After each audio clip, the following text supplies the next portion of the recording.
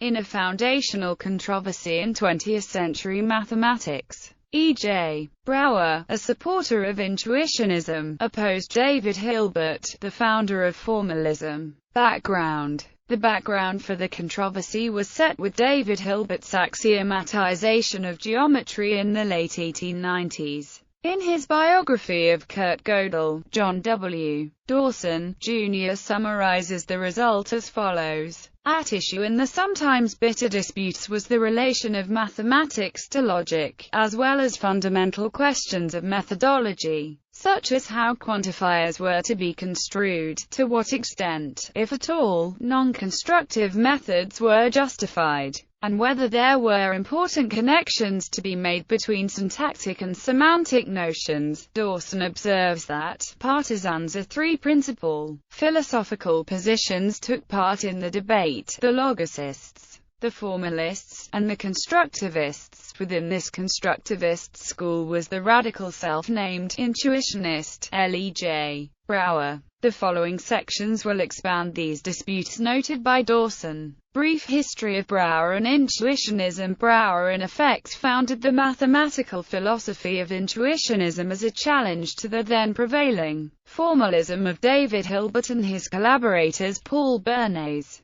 Wilhelm Ackermann, John von Neumann and others. pp. 46-59. As a variety of constructive mathematics, Intuitionism is essentially a philosophy of the foundations of mathematics. It is sometimes and rather simplistically characterized by saying that its adherents refuse to use the law of excluded middle in mathematical reasoning. In 1908, Brouwer, in a paper entitled The Untrustworthiness of the Principles of Logic, challenged the belief that the rules of the classical logic, which have come down to us essentially from Aristotle, have an absolute validity, independent of the subject matter to which they are applied. 46. After completing his dissertation, Brouwer made a conscious decision temporarily to keep his contentious ideas under wraps and to concentrate on demonstrating his mathematical prowess.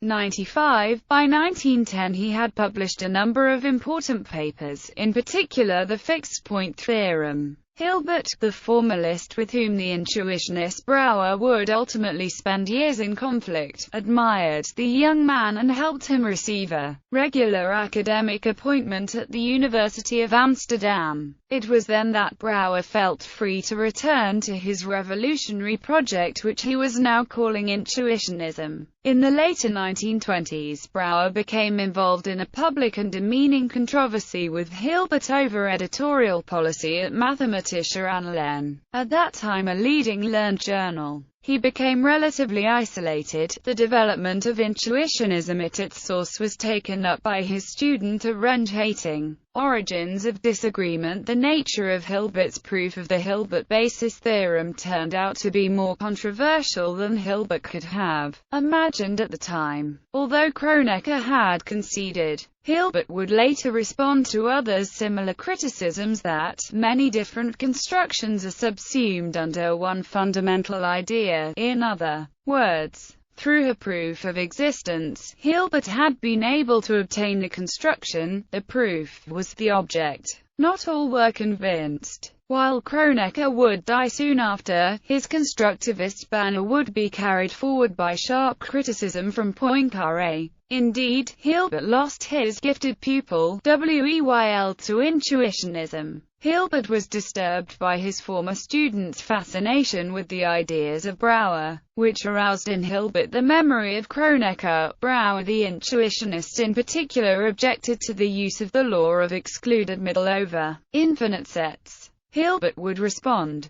taking the principle of the excluded middle from the mathematician is the same as prohibiting the boxer the use of his fists. The possible loss did not seem to bother Weil. Validity of the law of excluded middle. In the same paper, the text of an address delivered in 1927, Hilbert clearly expresses himself. At first he attempts to defend his axiomatic system as having important general philosophical significance. For him, the statement of definite rules expresses the technique of our thinking. Nothing is hidden, no tacit assumptions are admitted. After all, it is part of the task of science to liberate us from arbitrariness, sentiment and habit, and to protect us from the subjectivism that finds its culmination in Intuitionism. But then Hilbert gets to the nub of it, the prescription of the law of excluded middle. Intuitionism's sharpest and most passionate challenge is the one it flings at the validity of the principle of excluded middle. To doubt the loam, when extended over the completed infinite, was to doubt Hilbert's axiomatic system, in particular his logical epsilon axiom. To take away the loam was to destroy the science of mathematics. Finally, Hilbert singles out one man, by inference, not by name, for the cause of his present tribulation. I am astonished that a mathematician should doubt that the principle of excluded middle is strictly valid as a mode of inference. I am even more astonished that, as it seems, a whole community of mathematicians who do the same has so constituted itself. I am most astonished by the fact that even in mathematical circles the power of suggestion of a single man, however full of temperament and inventiveness, is capable of having the most improbable and eccentric effects. Brouwer answers PK with PK.